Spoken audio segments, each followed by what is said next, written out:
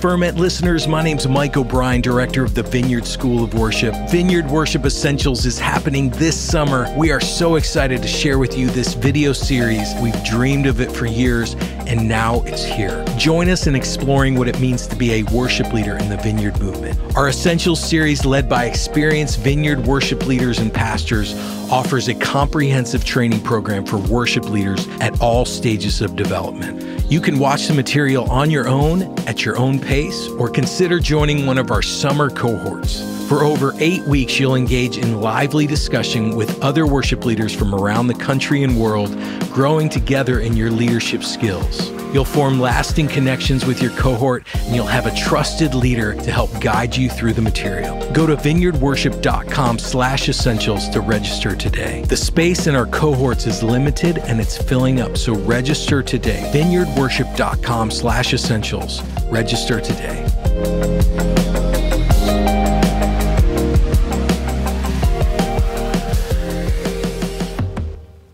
What up, everybody? I'm in Washington. This is the Ferment Podcast. My name is Adam Russell, and my friend Jimmy John Morris is sitting next to me. We're not on the Zooms. We're in your office. You're next to a Mapex drum kit. There it is. In my office. Yeah, it's super fun. Well, Jimmy, tell me why there's a Mapex drum kit sitting in your office. We'll just start there. Yeah, I started off playing drums when I was a kid. Yeah. And kind of quit, picked up guitar, Yeah. worship one way or another for different reasons, different seasons of life, and quit drums. And just just over a year ago, I just started playing again. Yeah, but you're a senior pastor guy now. Yeah. It's therapeutic coming into your office and being able to play drums. Lock the door, play drums. Right. I usually show up on a day when nobody else is here and put my headphones on. Okay, but I saw you with the T-shirt on yesterday. Yeah. And I think it had the name of your band on it. No, I actually don't have one. No, you have a band. You have a band. No, I don't have the T-shirt. Is what I was saying. Oh, okay. You don't have a T-shirt. What? Okay. Well, we're just going to jump right into this, aren't you? Yeah. No, You're tell brilliant. me. Okay. Yeah, talk to me about that because I just think it's cool. You're like a senior pastor. You have a Mapex drum kit in your office. Yeah. And you play in a cover band. I do. Trailer Park Casanova is the name of it. That's right. When I saw that T-shirt, I cried laughing. I thought this is just too good. Yeah. Yeah. So we have a gentleman named Jeff Lang who's a good buddy of mine, and he came to our church about a year and a half ago. Okay. And he was trying to get our other drummer named Tony Jimenez, who's fantastic. Yeah. So would you play in another band? He's playing in Yeah. He also, plays clubs and stuff like that here. Sure. Plays on Sunday Yeah. for us. And he goes, no, I don't want to play, but Jimmy John plays drums, and he's been actually thinking about playing again. And so when COVID happened, I just found myself picking up a pair of sticks and... You're back. Yeah, I don't know. That's a weird thing to say, but yeah. That's great. Yeah. I love that. I totally love that. Well, okay. So here's what I was thinking we'd do today. Let's do some origin story stuff. Okay. Where'd you come? As you do. As we do on the Ferment. Let's do that. Let's find out where you're from. And then I was wanting to just maybe talk to you a bit about this vineyard phenomenon that's pretty normal, where you're a senior pastor, but you have all these worship roots in your life. Right. You kind of came up through the worship ranks in some ways. Yeah. And in some ways, I just kind of view you the way I view myself, or even like a Gino or a Ted. You got one foot in the pastor world, but you got that other foot. It's over there in the worship world. It's hard to turn off. It's hard to turn off, isn't it? Yeah. So we'll eventually get there. But first, just tell us where you're from and what kind of family did you have? Did you go to church? Did your mom and dad believe in the Lord? What happened? Okay. So we're in Covington, Washington right now, and I'm the pastor. I'm the second pastor right now at Mountain Vineyard. Yes. So founding pastor Roy Conwell planted in the 80s, and I came into the Vineyard in 92. But for me, this was a very full circle because where I started in the Vineyard was in Yakima, Washington. That's just fun to say, Yakima. Yakima. Yeah. And I actually grew up about 45 minutes away from here. My mom's a Dutch immigrant. She came to the United States in the 1950s. She a tall lady? She's not. What? She's not a tall Dutch lady? No, she could take us both on. Oh yeah, she's a tough tough Dutch lady. Absolutely. Yes. Yeah. And so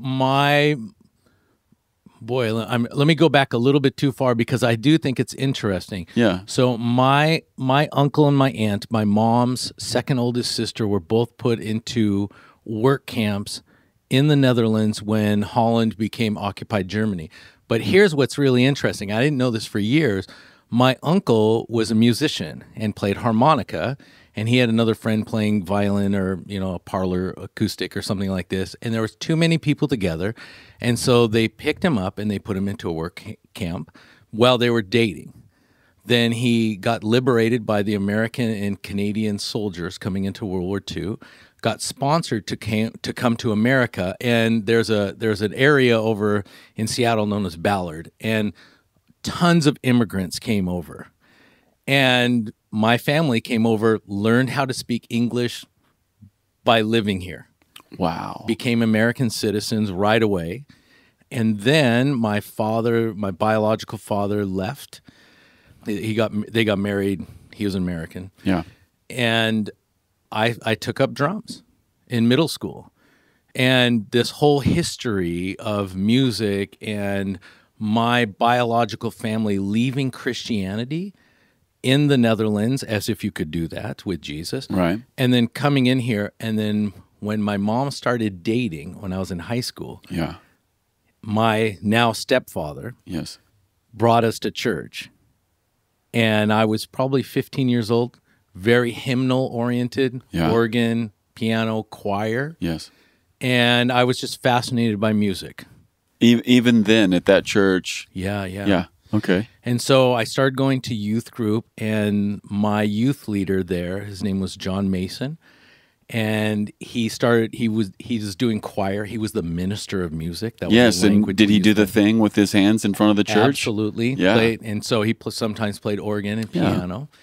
Yeah. And he then all of a sudden they said, if you want to go full time, you have to take over youth. Yeah. And so then they were going to have a youth choir. Well, he was a huge Keith Green fan. Okay. I had my first $125 drum set, got it from a yard sale, and I would pack everything up into my mom's car, put it into the basement of the church, and we would play Keith Green songs until youth group started.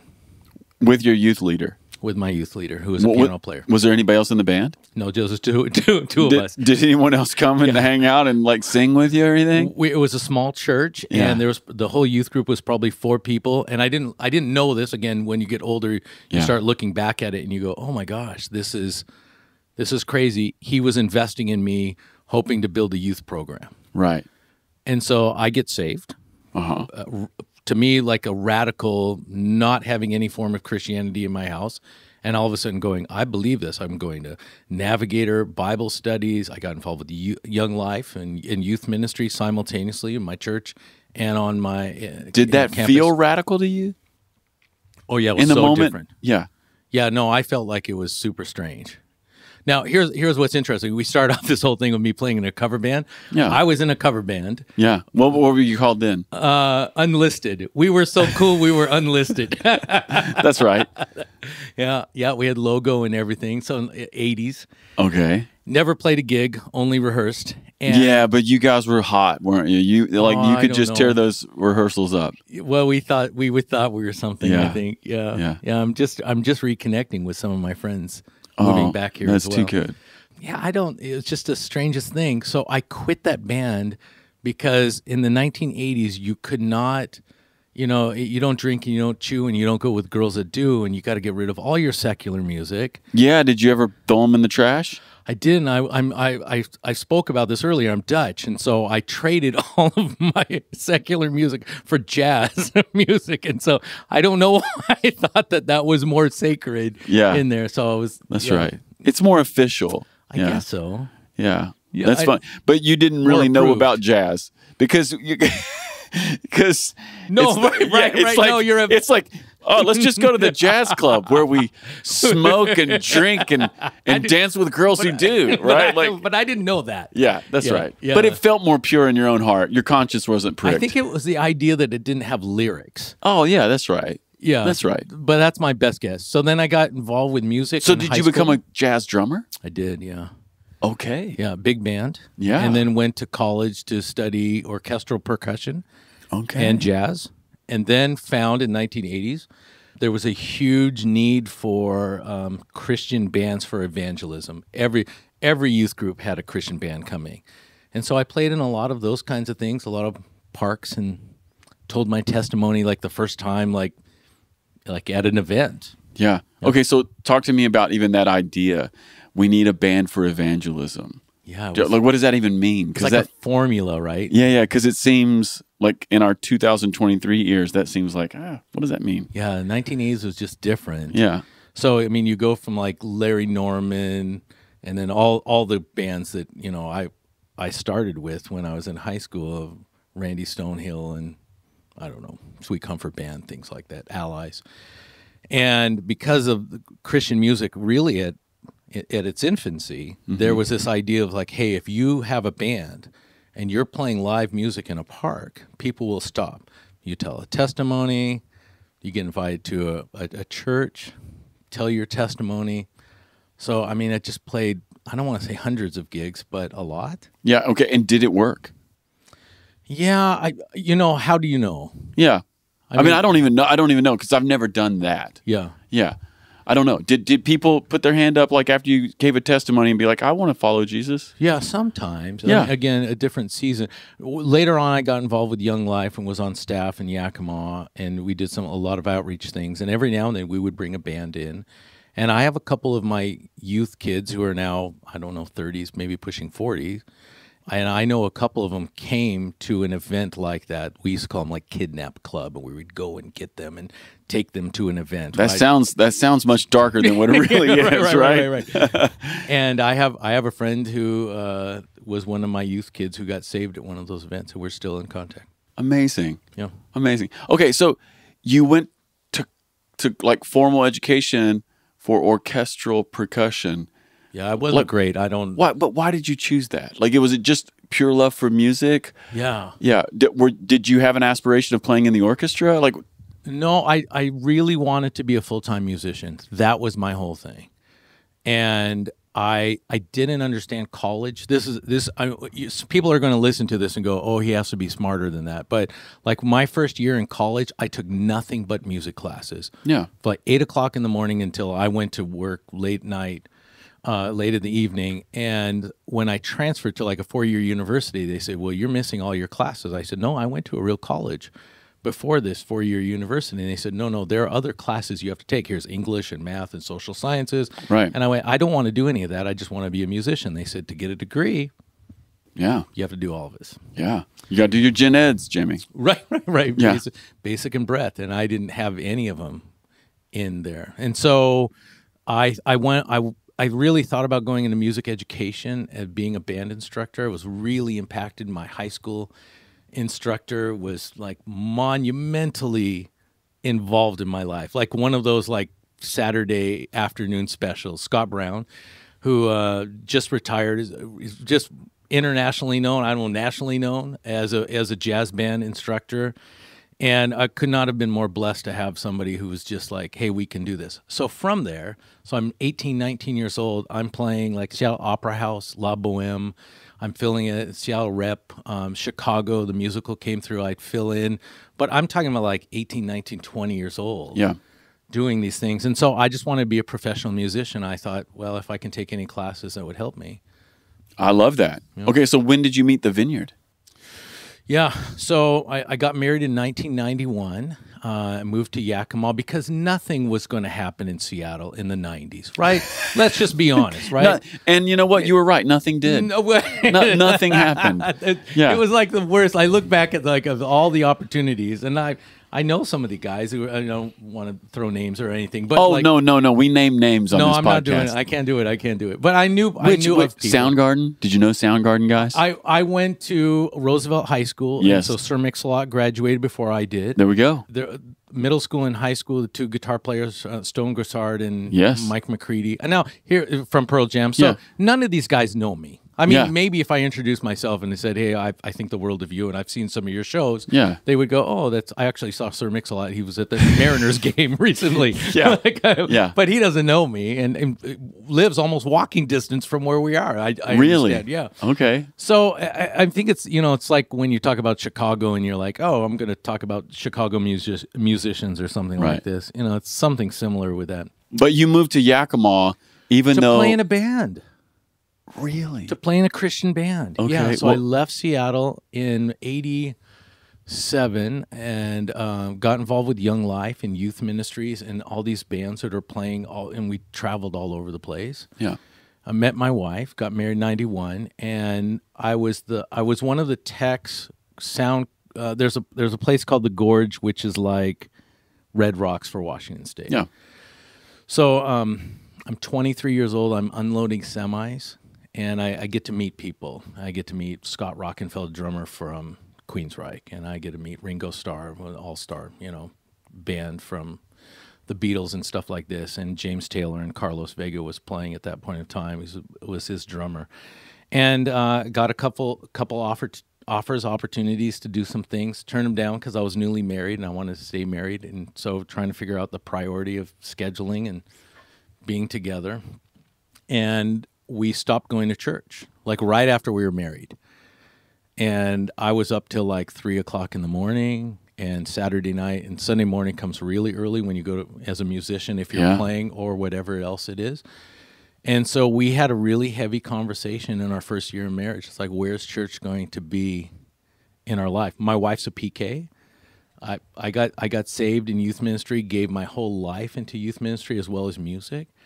And we said, hey, we got to find a church that's our church. And a church plant in Yakima, Washington, from Oahu. Has to be God if you're going to leave the Hawaiian Islands and go to Yakima. And we walked in. There couldn't have been more than 30 people. Yeah. And do you remember they had the plastic thing that they used to use for the overheads for the projection? Oh, yeah, the transparencies. There it is. Yeah. And so we opened the door, and there was so much light coming through that it stopped the transparency. It's like blinded everybody. Yeah. And we came in the middle of worship, and I was like, I'm leaving. I'm too embarrassed. I don't like this. And we sat in worship, and the presence, everybody has a story, right? Yes. The presence of God, the quality of worship, it was musicians who actually were playing in tune and rhythmically, and the bass guitar and the bass drum, as we talk about, were linked in together and stuff. And I sat down and just bawled. And I went, oh no. And we tried a couple other churches, but that was home. And that was probably September of 92, and I've been involved ever since. Wow. Okay, so when you guys went in there, did you just know, like that discussion we had about where's church going to be, that's over. We found it. We're in. Yeah. And I think more than anything, it was just the presence. Look, there were moments of time where we accidentally found that place in music with Young Life and youth ministry, and sometimes, in other bands. But this was like an intentional, we're going to take a half an hour and we're going to set a platform up in such a way that you're going to encounter Jesus. And we believe. I mean, it's the madness of it, right? It's the belief that we really are going to set it up, and real opportunities like this can happen. And God wants to visit us, and he will. Yeah. And did. Right. Okay, so when you settled into that little Vineyard church plant, did you right away start playing drums? No, I don't know if I've ever told this. I didn't tell anybody I played drums because I didn't want to do it. Why not? Because everything else in your story up to this point is I wanted to play music. I wanted to do that. Yeah, that's a great question. I don't know what was behind the scene of that, but I became best friends with a drummer. Yeah. And he pulled me aside one time and he goes, hey, you're a drummer. And I've been over to his house, and young married couples were hanging out together. And his name was John Thompson, and John goes, he's mad at me. He's looking at me, and he goes, what are you doing? And he goes, not only do you play, like you teach drums, you've studied drums. And he goes, do you think I want to play every Sunday? And I went, sure you do. He goes, I don't. He goes, I'm investing in the new church plant. I'm in charge of small groups. you need to get in a small group and you need to start playing. You need to audition. You need to get in here. I was like, I don't want to do any of that. And he goes, I just want to come here and cry on Sunday mornings. Right, pretty much. Yeah. And so I did. I got involved. Here's a great full circle. The worship leader at that point in time was John and Judith Hicks. Yeah. And they're now pastoring in Seattle. We've been friends since 1992. He just came and led worship like a couple months ago here at our church, and he's half an hour away from us. We have lunch. So yeah, it's super small. Yeah, there's a lot was happening there. Yeah, God, it's like he knew what he was doing. That's like, right. Yeah. That's right. So when did you finally cross that Rubicon and become a drummer at the church, or did you not? I did, yeah. It took several months, and then I got into rotation, and then my ego got hurt because, my friend John had more X's on his Microsoft Excel document than I did, and all the, the ego and all the things that had to die in there. I mean, that's just part of, Yeah. I look at this now older, and I see younger people going, hey, hold on, make the main thing the main thing. Yeah. Don't lose Jesus in your career. That's right. As being a church drummer. That's right. Yeah, I get that. So once you're like playing on the team, are you still doing outside teaching? Yeah. Yeah. Is that how you're making a living? Yeah. I when I was first married, I had like 3 or 4 jobs. I was a radio DJ, AM morning show, Light FM, Nan and Jimmy John in the morning. Nan and Jimmy John. K105.7. Right. Yeah. And then I taught music lessons, and then I worked radio on the weekends, and then as a tech. Yeah. Set drums up and things like Man. that. Played. Man, amazing. So when did worship take maybe even a bigger role? Did it ever? Yeah. So a quick step back. Yeah. When I met my wife through Young Life, and our Young Life leader was a little bit on the old school side, fantastic guy, but it was like, hey, you're going to call my wife. Sorry, let me say it this way. You're going to call Donna, the person who became my wife. Yeah. And she came back from YWAM. She's a singer. Had her own Christian record, and she's like 85. Did the Boffman Family Singers. I think her first record, she's like 5 years old. And it's like she lived that world, the trailer and traveled all, so very Southern gospel kind of a thing. Yeah. Family singing. And so they asked me if I played guitar at that time. And I said, well, I don't know. I'm a drummer. I know like 6 chords. And the leader said, I'm so excited about this. I only know 3 songs, and everybody's tired of singing Humble Thyself. You're leading Thursday. That was, he never listened to me. No audition. He just went, I'm not doing this. And then It's one method of like discipleship development, isn't it? Yeah, it's like getting thrown into a pool, and I hope you swim. Yeah. Yeah, no, that's exactly what happened in there. Yeah. So our youth group blew up. It was like 200 people, 200 high school students, and my wife was on the team with me when we were first dating, and I was the music guy, and so we would sing. Do you remember Blind Man? That might be before you. I think that's before me. I don't know this song. Yeah, so it was like I had to learn a bar chord. Oh man, B minor. Yeah, right. Dang man, walk down. Yeah. Oh no, it was almost all along the Watchtower. Yeah. The thing. And then we did like Twist and Shout, and let me see. What If God Was One of Us? We pulled that one out and things like that. And then all these campfire type songs of touch 4 people, whatever it is. Yeah. Those the silly kind of songs.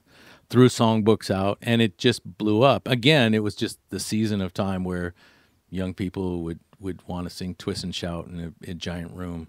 Man. It was a lot of fun. So when I come into the Vineyard, they said, hey, we understand you also do this. Would you consider putting a youth band together? So there was this thing called God Rock. I think it came out of Canada. I might be wrong with that. But it was kind of this idea of having a youth band. And so I put my first band together of just working with young people. Now, I taught drums, but I never taught the rest. Yeah, how to listen to each other. I learned all the hard way, just difficult situation of getting thrown in, and just loved it. And so we'd play in the park, and we did things like party in the park. And yeah. So, yeah, and then 98, a church plant happened out of our church in Yakima, and John and Judith Hicks left, and my friend became the senior pastor and said, "Would you like to be a worship pastor?" And I said, "I think you have the wrong person." There's a lot of that in my life. Yeah. And I said, "Well," and he said something that was really profound to me. He said, what you lack for in the musical journey that you're on, you're going to make up with the passion of singing to Jesus." Yeah. And I'm really okay with that. And so, what a great pastoral word, by the way. Yeah. Yeah. It's super helpful for me because I didn't feel like I had the goods. I was not John Hicks was an amazing guitar player, and I played drums on 6 strings is what I did. My rhythm was good, but Yeah. No, I resonate with that because when I was in high school, I started on drums. I played in like I didn't know that. Yeah, I played in 2 bands. And okay, hold on. You did this to me. Yeah. Tell me the name of your bands. Okay, well, the main band was Georgie's Boat. Okay. Yeah. And that was sort of a Stephen King reference from one of his books, from It. Okay. Yeah, the little boy has his boat. The little boat goes into the train. Yeah, okay. Wow. Yeah. So there was Georgie's Boat, and you know, cut. and just to make this full circle, Jimmy. Yeah. I mean, this was the 90s, right? Yeah. So, I mean, we were so inspired by the Smashing Pumpkins and Pearl Jam and Nirvana. I mean, literally everything. So, like, we would just learn the whole record. Sure. That's what we did. We would go up into my friend JD's, he had a bedroom above the garage, and we would learn the whole record. Yeah. So put on 10. Oh man, are you kidding me? Yeah, I mean it's everything. Yeah, right. Like I mean that, like when I hear that record, I feel 16 again. Wow, in Kentucky. In Kentucky. So great. Yeah, it was huge for us. Okay. And I'll never forget. Like, I mean, I think I've told some of this story maybe a time or two on this podcast. Forgive me, but I remember the day that Nirvana "Smells Like Teen Spirit" hit. The day before, like the biggest rock song in the world is Poison, "Unskinny Bop." Do you remember that just atrocious hairband song? Like it's huge, and they were on MTV 24/7, and then MTV drops Nirvana "Smells Like Teen Spirit." Yeah. And it killed that entire genre for like a decade. It was annihilated. Yeah, I know we don't have time to run through this. I always think that music has a palate cleansing moment. Yeah. Where everybody wants to wang chung tonight. I don't know if I can say that on the podcast, but I don't, because I don't even know what it means, to be honest. But you know, that was like the height of the 80s, if you will, and and the hair bands and all that stuff. And then what grunge did, besides give fashion world flannel, which I'm wearing right now, because I haven't walked out of early 90s from fashion. But I do think it was like the place of authenticity that we want so badly. That's Gen X. Yes. And for sure, Seattle. Yeah. I mean, that's just Gen X. And you and I are both Gen X. I mean, like, and I realize so much of that teenage angst I still have. And, and it's a thing that like God has actually worked on me about, but it's in our generation, and it's really that cry of authenticity. Not that the 80s, it's not to say that the 80s were inauthentic, but there was something about, even in the music, there was a certain polish. There was a certain, right. And it's not even a knock on those musicians. You even think about like somebody like Michael Jackson, who was coming to the height of his powers. He's so proficient, right? Right. He's so good at what he does. And then there's this thing underneath it, and it's just people like, oh, yeah, give me the real thing, whatever that is. Yeah. And stick it to the man. Yeah. What's so funny is that the live performances, I think, were that. But there is some unbelievable production. Totally. That's in there that like some people listen to what we would consider alternative or grunge or whatever and go, well, this is just rough stuff. But it's really well done. It's well recorded. Mm-hmm. And then you watch these videos, and everything is out now on YouTube. You can see the original 1991 show of fill in the blank with a band. But like it was in your face. Okay, so let me ask you this: you're a Seattle kid. You're lifelong Pacific Northwesterner. Yeah. You're a Young Life, Vineyard, married to a YWAMer worship drummer person, And then this thing happens in Seattle in the 90s. Yeah. What are you thinking? I was so out of it that here's the truth of it. And I actually say this not like as in a prideful way, because I wasn't like so super Christian.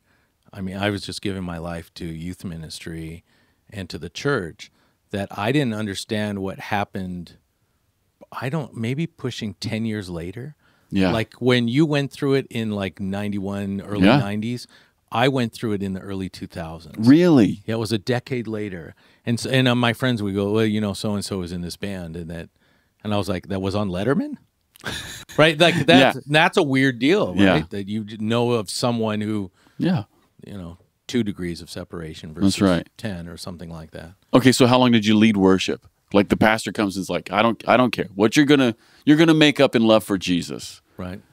So I started I would say I started youth ministry, and then from Young Life to Vineyard to becoming the worship leader. And I did that probably 7 years, became a senior pastor, kind of took it on again a little bit. Yeah. And then passed it on, had to pick it up again, moved to Texas, was a worship leader for about 2.5 years. That was really the moment of time where I was like, wow, I haven't done this for a long time. The world's different, but my view of it changed. How so?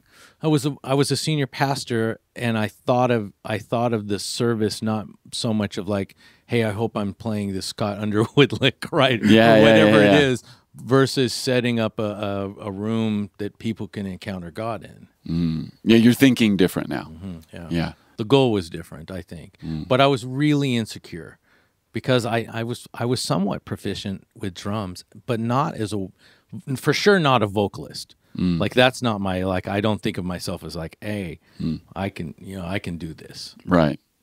Man. So, but you keep coming back to that role. Yeah. So then I came here 5.5 years ago to Covington, Washington, just south of Seattle. Yeah. And right before COVID, our worship leader who was here moved to Texas. Like, again. Yeah, you come back from Texas, they move to Texas. Yeah. And then COVID hits, and we were down to like 5 to 8 people in the sanctuary, and we had no idea what we were doing. Like, I know lots of churches didn't know what they were doing. We did not know what we were doing and how this was going to work. And so we had to go full streaming, I don't know, 4 or 5 months. Yeah. And so we pulled the analog board off, got a digital board, started doing streaming, OBS, Facebook Live, YouTube, all this mess. And I just picked up my acoustic guitar, and I have a friend named John Madison. It's a phenomenal, he produces hip-hop beats for Christian artists. Yeah. And he was like a percussionist. He goes, and also like he's ridiculously smart coding and helped us out and works for Amazon. And he goes, look, I got you. And he was just the kindest person. So he'd play percussion, and it was like the two of us. Here's what's funny. We had like it's a 414 mic, and we had to separate. We had one microphone, one channel when we started, and it was like old vaudeville, like old jazz band, like moving musicians around. Yeah, like John's too loud on a djembe, moving back. Right? Yeah. like when I say we're not radios, like we're on this crazy journey. And so I thought that was going to be a temporary thing, and that's now been almost 3 years. Can I share about what happened in North Carolina? Do you guys? I think it's great. Okay. So I decided to jump back into the worship community. It's been a long time. I've gone a couple events, and you've been doing senior pastor things. Yeah. I don't know what that's like. Yeah. What does that mean? Yeah, but right, whatever. Right. What does it Wimber say? Like if you're going to eld well. Yeah. You'll know who the elders are because they're elding. Right. Oh, great. That sounds wonderful. I have no idea what that means. It's a better quote than what I had. Yeah. So I contacted Melissa Keller, and I said, is there any chance of me coming? She was like, absolutely. And so I flew there, and my whole purpose was I am going to talk to Adam, and I am going to get him the inside, give me the inside scoop. You know somebody. That's right. And I'm on the airplane, and I feel like God goes, that's not your role. Don't do that. And I'm like, Seattle. Because you're wanting a worship leader. I want to hire somebody to get myself out of the problem. So you're coming to the worship leader retreat in October. By the way, you never heard anybody else say that to you during COVID, did they? Oh, no one called me. Nobody No one called you. me. No one emailed me. No one ever texted me about that. They still don't. Even. Yeah, right. They still don't. Right. That, for those listening, that's sarcasm. That's right. That's sarcasm. So I felt like the Lord said no, and then he highlighted 3 people in my church. And I remember going, this was a long flight from Seattle to North Carolina. I don't like this. Yeah. Your first talk was, hey, let's set things up right. Let's encounter God. But if you're here to find a worship leader, to steal them from another church, to take them, look, find Jesus's will in your life, but don't do that. And I remember sitting in the back going, well, how long is this conference till I get to go home? Because this is ridiculous. I came That's for so a purpose. funny. Then the Holy Spirit meets me yet again. Yeah. I'm in the back just bawling and saying, okay, Lord, what do I do now? Yeah. So my full circle is now being a musician again and finding this thing, but going back to this value that we had years ago of equipping the saints for the work of ministry. How do we have a safe and healthy standard of worship and musicianship? But there's something about the musician in the church playing outside of the church. I have what I would say old school divine appointments, which I never, ever imagined that this would happen. We just prayed. We were in a recording studio practicing, and a friend of mine, his name's Ron, walked in. He's setting everything up, and he hurt his back. And I'm like, we need to pray for him. But it's an awkward thing because it's not a church thing, and I'm in. Yeah, you're in their world in some ways. Yeah. And now the guitar player in my band, Jeff, is a Christian, and he plays guitar, and we play Doobie Brothers stuff together and all that whatever else stuff. And I think the whole rehearsal, like 3 hours, I'm thinking we got to pray for this guy. And so at the very end of it, I pulled him aside and said, hey, can I pray for you? And I left going, oh, I'm back in. Not just being a musician. I don't know if I've ever been top-notch, kind of a thing. I love playing. I like playing well, again, taking lessons. But I think there's something about Jesus loved the people in the temple, and he loved the people who were not yet in the temple. Yeah. And then when he brings, Emmanuel, God with us, he brings the temple to us. That's right. And then here, does Jesus love people? Absolutely. Do we love people? Do they love us? Do they know that we care about them? And so I just find myself going to different shows and clubs and wineries, and these moments happen where somebody goes, hey, I told so-and-so that you're a pastor, and I go, oh, mercy. It was right after we play some Bryan Adams song or whatever it is. And I'm like, really? Okay. Summer of 69. I don't know, something in there. Yeah. Doobies is easier to say. It's like jazz music. It sounds like it's safer. And so there's just something in there that I get to pray for people and say, hey, you know what? We're doing this event at the church, and our band's playing. If you'd like to come and see us, or can I pray for you right now? Which is like, if there was ever a Vineyard, That's it. Yeah. Okay, well, let me ask you this. Back to that thing we talked about at the beginning. Because you are a musician. You have been your whole life. You've played drums. Inside the church, outside the church. You've led worship at the park. And you've also led it at church. Yeah. But you're also like a senior pastor, and you care about people. You want to pray for them when they hurt their back. You read the Bible. You preach sermons. You have a foot in each world. What would Jimmy John, the worship musician, want to say to the pastors who are leading at Vineyard churches and who are listening to this podcast? Wow. Like, what would you want to say to the pastors who love worship but maybe aren't musicians? And I don't know.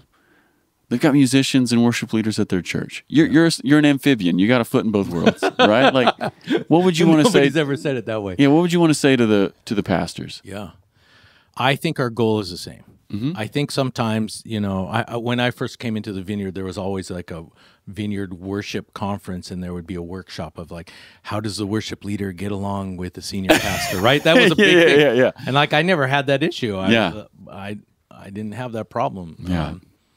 So we want to encounter God. We want, And I think sometimes the experiential part maybe gets a little bit out of proportion of like, you know, how much time and how much energy. And like, I remember like there was a season of like, how often do you look to your senior pastor and go, can I go a little bit longer? Yeah. I got 25. Can I go here? Yeah. And then you start hearing other churches that break up worship and the time different in there. But I think you probably would agree with this, that most artists that I know have an issue of insecurity because the performing arts lead you to a place that if you do well, then another opportunity happens. And you get congratulated. It's instant feedback if you do well. But then it feels good. Yeah, but it becomes a little bit, I want you to say nice things about me because I don't want to be terrible. And so, I mean, sometimes when you lead worship, if you're doing a song of confession, and you see people like the spiritual light bulb kind of goes on, you're like, oh my gosh, I need to repent, right? That's not just clapping because you played something really well and they like the song you're playing. You are leading them into a place of a deeper, richer relationship with Jesus. That takes some maturity to know how to go down that road. So what would I want to tell them?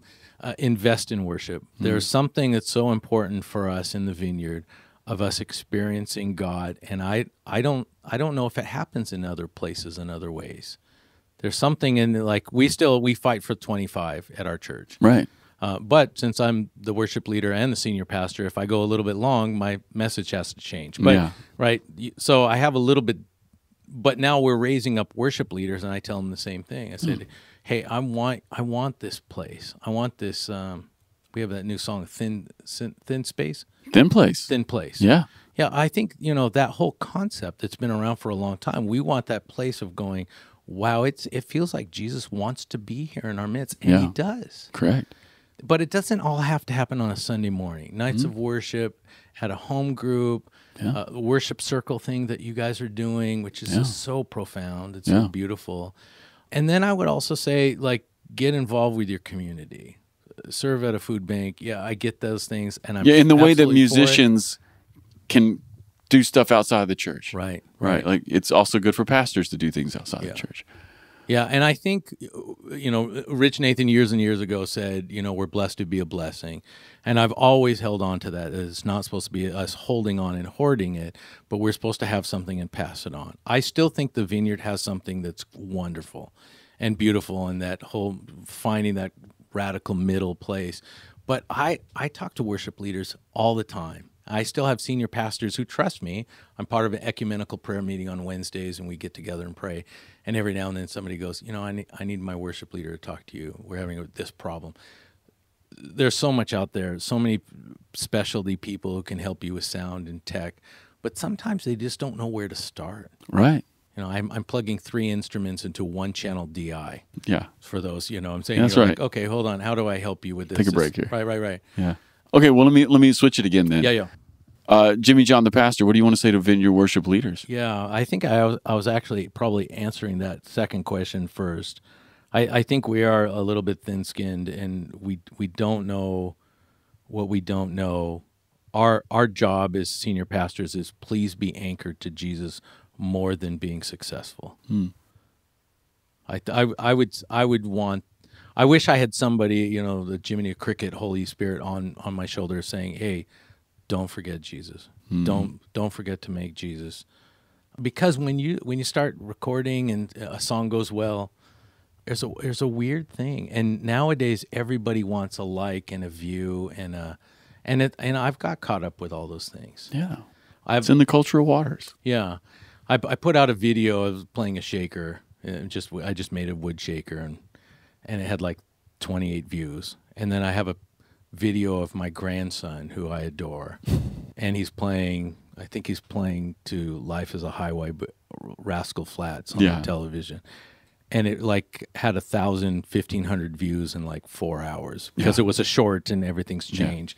And I remember going, hey, I know what I'm doing. My eighth notes are way more impressive than this 2.5-year-old. What are we doing right now? Right now, what are we doing right now? Now that's a little tongue in cheek, but I think I get it. There's a part of that. Point taken. So as a senior pastor, I mean, when we're linked in together, the worship leader role and the senior pastor role is really a beautiful thing. But it's like having two parts of a team facing the same way. Say more about something you said earlier about how when you were maybe a younger worship leader, but then you became a senior pastor, and you kind of had this full circle moment, and you're thinking about what the point of that meeting was. Yeah. About it was a for encounter.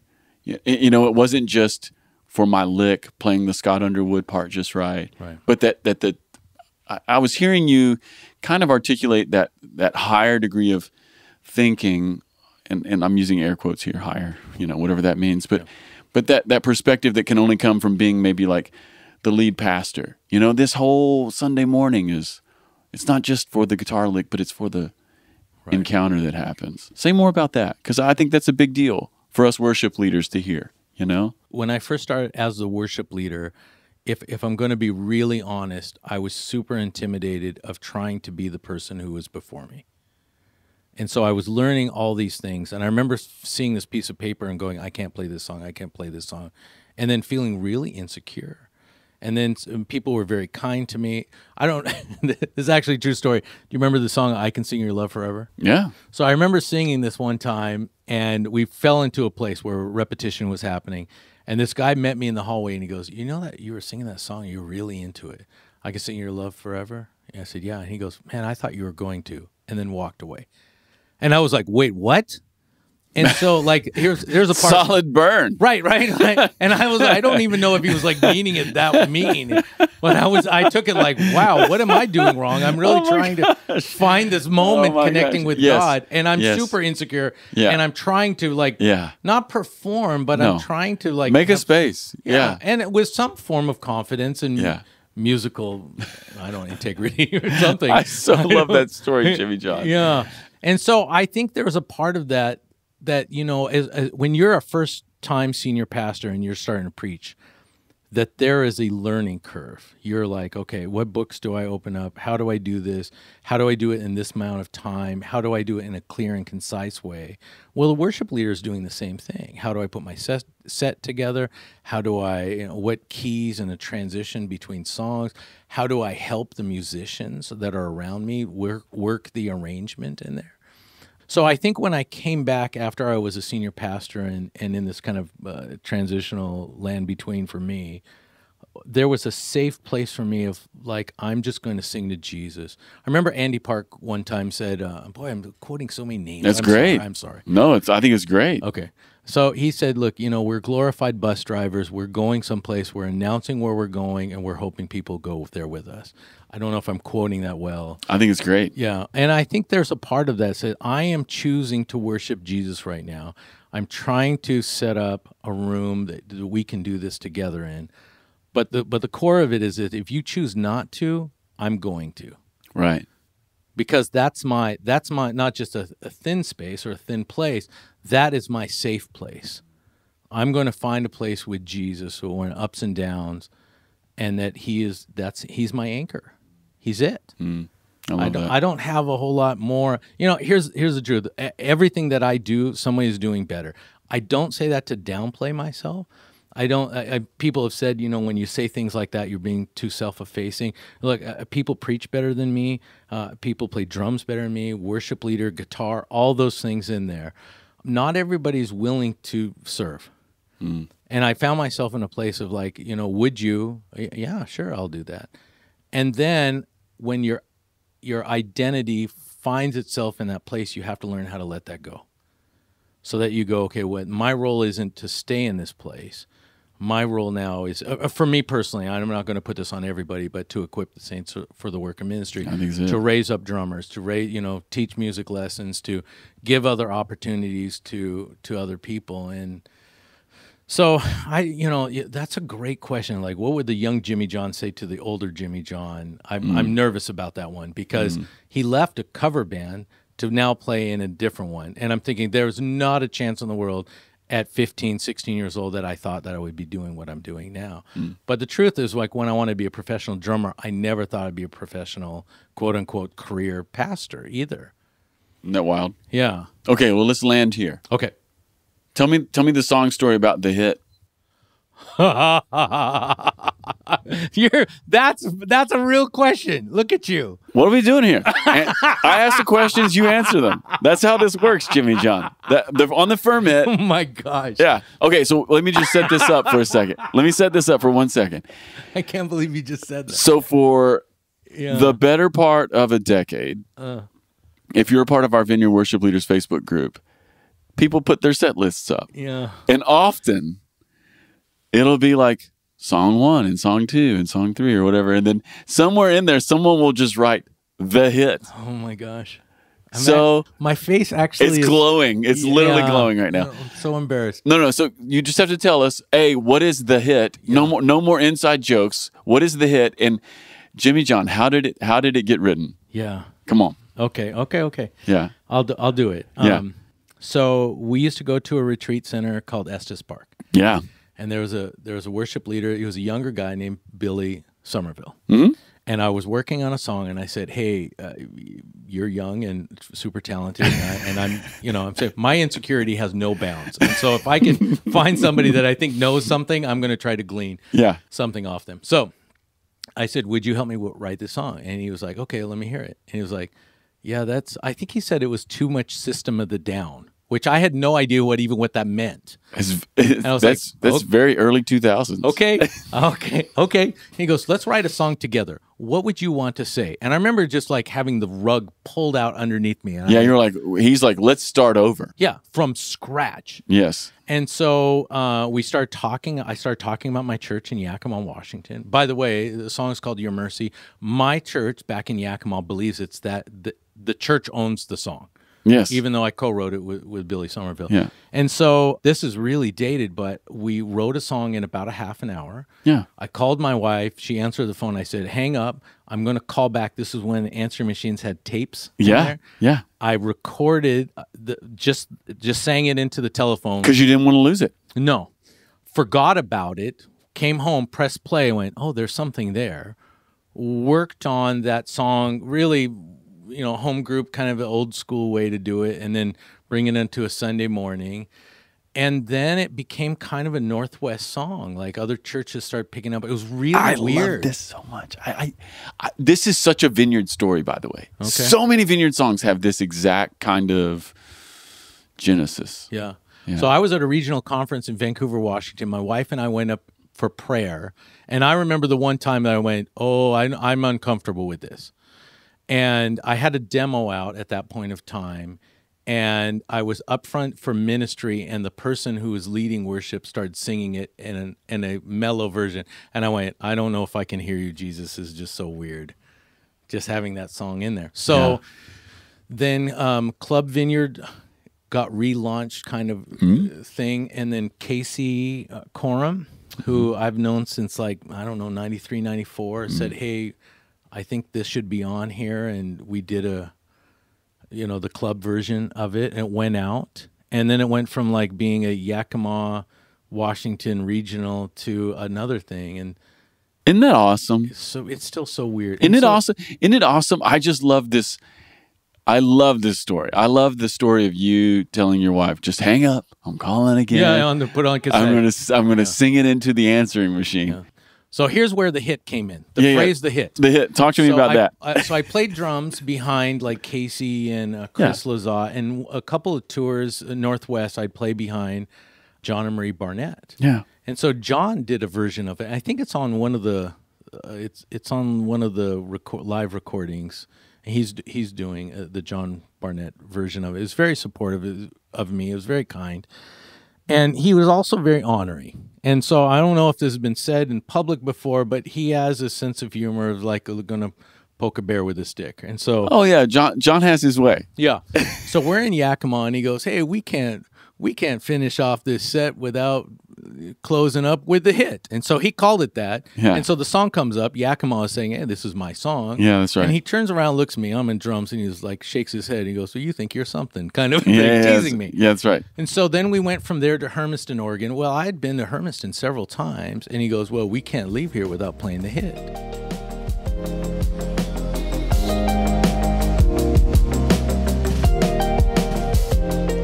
All right, Jimmy John, now we're on Zoom because a weird thing happened. We were recording and somehow my SD card got filled when we were in the Pacific Northwest and we didn't get to finish the whole story. So let's just take it from right here, Big Ben. Tell me about the hit. I think the last time you asked me, I had the same reaction. I'm like still so surprised that this happens, right? That's right. That's right. Yeah. So I walked in the Vineyard, like I said earlier, in the 90s, got involved with worship right away. And I was really blessed to be part of, like Northwest regional conferences, national conferences. But one of the things that I loved doing was going to the worship retreats. I mean, it just was life-giving. It was like number one on my calendar. And so I was at Estes Park when we used to do the retreats there. And I was writing a song. It was in drop D, and of course it was. Yes, it was. I'm from Seattle. What do you? That's right. That's what you do. That's what you do. And so I met this young guy, and he was a younger worship leader. His name's Billy Somerville, and I thought he was cool. And I said, "Hey, can you help me with this song?" And he just looked at me. And he goes, "That's too much System of the Down." And I went, "I don't know what that means." I was like, not him at all. Yeah. So. Yeah. So he said, "What if we write another song?" And here's the credit of like solid musicians, solid worship leaders. Instead of saying, "Hey, let's write something," which I always think it's funny because it's called a hit, because it started off with, "Tell me about your church," and that's what he asked me. Yeah. And I said, we're broken people. We're downtown Yakima at that point in time. I got a lot of people people who own their own businesses, getting their doctorates, and homeless people. And it was just a beautiful, beautiful church. It still is a beautiful church, still exists today. And so he goes like, okay, so what if we say it this way? Lord, Jesus, you're a friend to the broken. Yeah. And I was like, yeah, that's good. And, and you're here. And so he kept on asking me these questions. And then he had this kind of repetition thing that happened. Okay. So I recorded, I called my wife and I said, look, I think I have something. I think there's a seed, but like it was the old days of answering machine messages. This is you had to leave it on the answering machine so you don't forget it. So I made her hang up on me. I called back and sang it to myself. Yeah. And then I came home and I listened to it on that little cassette thing, rewound it, and so I started working with it. But I introduced it to the Yakima Vineyard. We did the old school, like home group, just Sunday morning, and it took. There was something to that. And then I shared it with some friends. We did it at a regional event, and like it was at like most of the sessions. It was super weird. I'll tell you. Here's one of the strangest things. My wife and I went up for prayer, and one of the worship leaders was doing it in ministry, and I was like, I don't know what I do with this. It's just so weird to me. I love that. I love that. It's always strange when you walk in the room as a songwriter and someone else is doing your song, and you're like, wow, I'm experiencing it from the outside. Such a beautiful moment. Yeah, and super strange. Like, let's just be honest. I was with Casey. We were talking, and there was a background thing of another version of Dwell. And I was like, does it ever get weird? And he goes, yeah, it's weird, but it's normal now. And I don't know. Yeah. So years later, so that song became like a Northwest region song.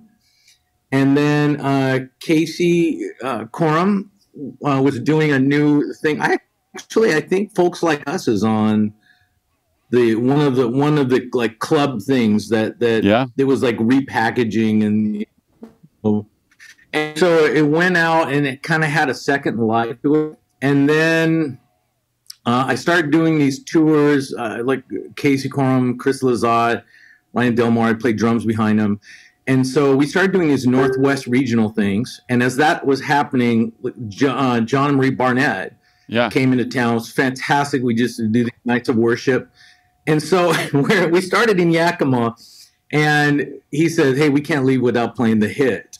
And I was looking at him, was like, "I don't even know what you're talking about." And I'm playing drums. I'm on stage, Yeah, at the church. But so the lyrics come up. It was just coincidental that they put the slide up, and my church really in Yakima believed it was their song more than it was my song. yeah. So they were, "Oh yeah, this is our song. It's great." And so they clapped, and he kind of looked at me, and he's a humorous guy. He's cantankerous as all get out, and all. Right. Kind of looked at me like, "Oh, okay." So the joke was, for the rest of this worship, weekend tour kind of thing, we played Vancouver, Washington, and I had been there. We went to Hermiston, Oregon, been there. Well, at the very end of it, we were in Lincoln City, Oregon. And he goes, "Well, we can't leave without playing the hit." And the lyrics come up, and crickets. No one knows like it. Nobody. And it's the behind scene camaraderie, friendship, giving each other a bad time. So he turns around and he's like, "Well, I guess that's your reach." That's it. We know how far it goes. Yeah. And then we were at Cannon Beach, when Estes Park ended. And so we ended there. And I think we did it there as well. And then John just kind of said, "Hey, this is the hit." That's right. And, it was like this. It's kind of like when you see somebody like my size and you call them tiny. It's like a term of endearment, but it's a crazy deal, and it's one of the things I love about the Vineyard. Of we archive things, and it was a life-giving song to my church and to our region. And yeah, it's weird. I just posted the other day. It's like 20 years old now, and yeah, that's funny. I mean, and Jimmy John, I think most people know your song as the hit. I don't think they know it as Your Mercy. So I think they know it as the hit. At least in our circle. I don't. Yeah. I think that's funny. That's just great. Well, hey, let's maybe it's very humbling.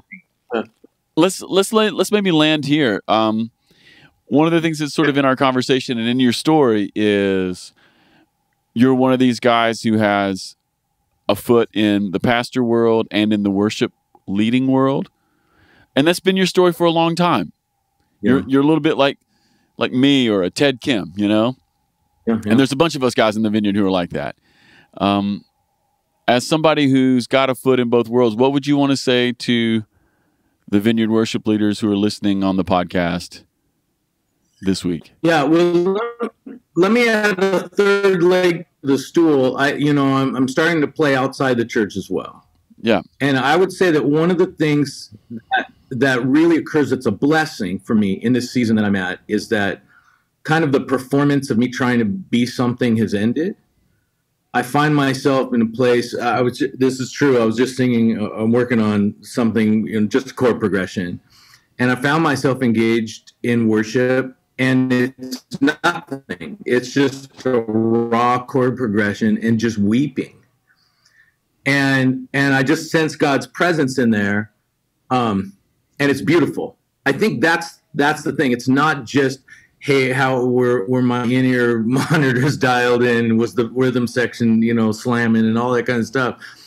And then you start for me personally, it's like when I can own that love of God and I don't have to perform, and I look at myself differently, then I can see others differently.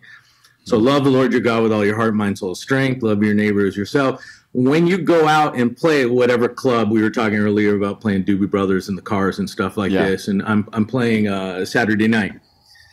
And there's something in there of just that non-anxious presence of just being who you are, I think is really powerful. And so Try Robinson, when he was the regional overseer over the Northwest, he pulled me aside and he goes, "Hey, I want to encourage you never to lose this.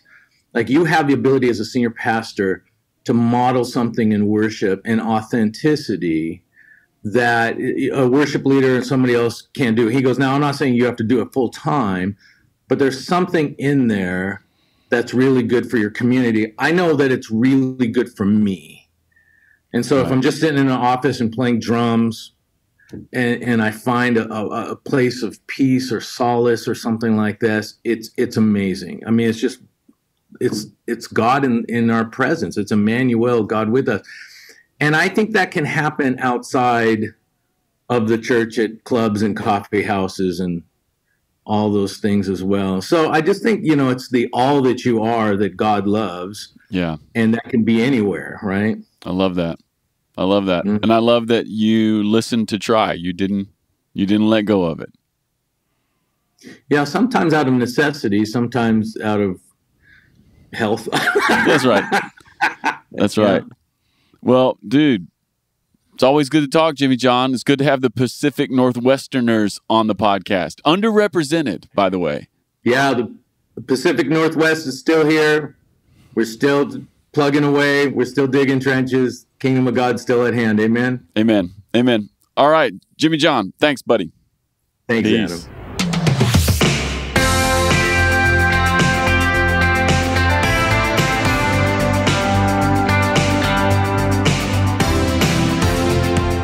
Hey everyone, Casey Corum here, producer of the podcast. Thanks for listening. As always, if you've been enjoying the podcast, here's a few ways you can help us. First of all, leave us a review on the podcast platform of your choice. This helps more people find us. Also, connect with us on social media. Instagram at the Ferment Podcast and Twitter at FermentCast. All right, everyone, thanks for listening. See you next week.